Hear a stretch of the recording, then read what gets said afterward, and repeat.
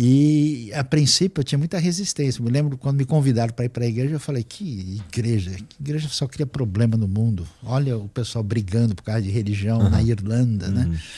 E eu, assim, de tupete elevado, me achando a última bolacha do pacote, eu sou mais pela ciência do que por esse negócio de religião. Aos 11 anos. Aos 11 do alto do seu conhecimento profundo. 11 anos. Aí já tinha 12, já estava pouquinho mal, mudou tudo, né?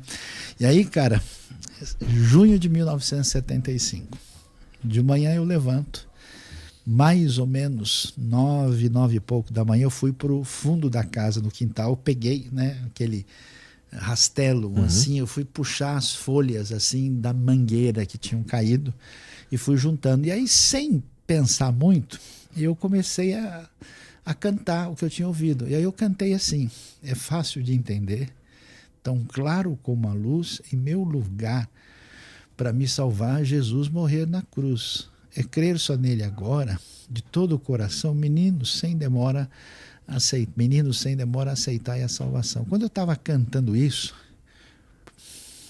por volta das 10 da manhã, foi sobre como uma coisa assim, me atingisse de alto a baixo, e eu tivesse uma percepção, caramba, como assim o Criador do Universo se importa comigo? Eu não tive nem condição de viver com pai e mãe. Como assim o Criador do Universo se importou? Quer dizer que foi por isso que Jesus morreu? E aí eu tive uma coisa tão impressionante, profunda, de um sentimento de acolhimento e de amor de Deus tão profundo que eu não sabia o que era aquilo. Eu não estava buscando nada, não estava interessado em nada. Até hoje eu não consigo lidar com isso. Eu comecei a chorar doidamente. E aí, quando eu estava ali, aí eu lembrei todas as bobagens que eu tinha feito, as mentiras que eu tinha contado, as pisadas de bola de moleque levado, né? E falando, caramba, e mesmo assim Deus fez isso por mim, como assim? Que doideira é essa? E aí, como moleque de 12 anos, eu me peguei e falei, caramba, homem não chora, o que você está fazendo? Tentei dar uma de fortão e não aguentei.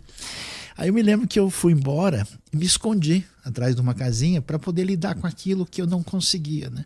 E eu aguentei o que deu ali um tempo, né? Aí eu saí dali e aquele dia, uma coisa muito estranha e diferente, eu fiquei como se eu tivesse meio narcotizado, sabe? Parece que eu não estava nem dormindo nem acordado, uma coisa meio diferente. E aí aquela noite eu deitei e dormi. No outro dia eu acordei, caramba, eu tinha uma angústia, um peso, um negócio doido dentro de mim em função da minha história. E aquilo tinha caído, sumiu. Eu olhei para fora, me lembro que eu vi o muro. E o muro tinha formiga andando. Cara, a formiga andando no muro era a entrega do Oscar. Eu achei a coisa mais linda do mundo. Eu falei, olha que lindo. Eu peguei uma folha, eu fiquei admirando a ranhura da folha. Eu saí, olhei lá fora, eu desci de uma espaçonave, eu cheguei no mundo pela primeira vez. E aí, em função disso, eu não sabia o que tinha acontecido comigo. Eu não entendia nada.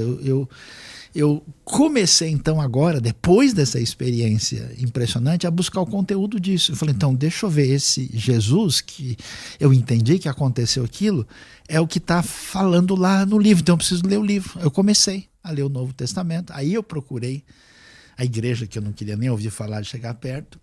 E aí eu, formalmente, me integrei a uma comunidade cristã de uma igreja batista, né? E aí eu fiquei muito doido, porque eu queria que todo mundo tivesse a minha experiência, né? Eu chegava para a pessoa, cara, você precisa lá ouvir falar de Jesus. Ficava falando com um cara que podia ser meu pai ou meu avô. E o cara falava, então, esse domingo eu não posso ir. Porque eu estava na total inocência, assim, sabe? Só saboreando esse negócio diferente. E aí eu falei, então, preciso entender qual é a placa do caminhão que me atropelou. Preciso saber o que é isso. Eu estou tentando até hoje. Entendi. Aí eu fui lendo, né? Lendo tal. E aos 13 anos, eu tive a convicção que eu tinha, né? Eu estava num culto, um momento muito especial, de uma mensagem. Eu falei, não, minha vida precisa fazer diferença com relação a essa coisa de Deus que me atingiu dessa maneira. Eu tomei essa decisão. Aí eu tinha até um desejo assim de me envolver com matemática, com física, com coisa mais assim exatas, né? Aí, na hora do vamos ver, eu falei, não, eu vou mexer com essa questão de línguas, né? Porque eu comecei a mexer com isso cedo. Eu, com 15 anos, comecei a conseguia já ler inglês por conta própria. Mesmo morando no meio do mato, eu escutava, né? As rádios internacionais, acompanhava coisa em inglês, era autodidata. Eu cheguei com 17 anos já conseguindo ler francês, inglês e espanhol. Nossa! Meio por conta, né?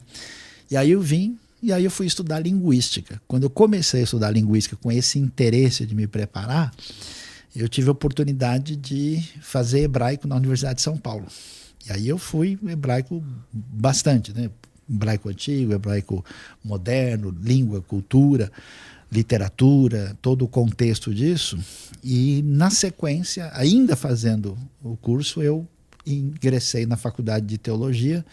E aí, né, me aprofundei, depois eu fui fazer mestrado na área, me aprofundei mais nesse assunto e aos 25 anos, já um pouco depois de casado, aí eu fui oficialmente consagrado no ofício pastoral. Mas eu acho que eu não sou nada, eu acho que eu sou um sujeito curioso, atropelado pelo amor de Deus, tentando entender isso e contando o que aconteceu para todo mundo.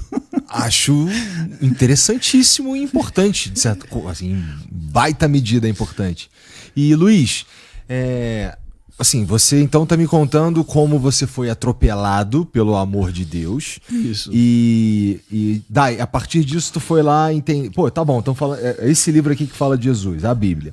E aí você, suponho que você leu, estudou a Bíblia ali um tempo antes de começar a lidar com o hebraico. Sim. E o ponto é, como é que, assim, o saber hebraico, ter lido em hebraico a Bíblia, ter contato com a comunidade que traduz e tudo mais, isso eu imagino que traz para você um entendimento mais aprofundado da Bíblia. Não, com certeza, é um negócio muito louco, porque, veja bem, a Bíblia, primeiro que a Bíblia não é a Bíblia, né? Ela é um conjunto de livros, e são livros muito diferentes. Por exemplo, não existe hebraico, existe hebraicos. Na própria Bíblia, se você pega um hebraico mais antigo do texto e o hebraico mais recente, você tem desafios linguísticos nesse caminho. Se você lê, por exemplo, no hebraico, o livro de Jonas e o livro de Ruth, é um hebraico bem mais fácil e muito tranquilo de lidar para quem tem uma certa bagagem. Porque ele é mais moderno? Por quê? Não, porque a linguagem é simples, a narrativa é tranquila, o vocabulário é mais fácil, né? Quando você pega... Foi escrito por um cara menos habilidoso, talvez? Não é tanto, é porque assim, né? Vayehid var Yehová Eliona ben Amitai Leemor, né? Então veio a palavra do Senhor a Jonas, filho de Amitai, dizendo, a narrativa, a história é meio simples. Quando você pega Jó, pega Ezequiel, que tem uma literatura poética, aí a coisa, o vocabulário é muito mais desafiante. Estou colocando os opostos, né?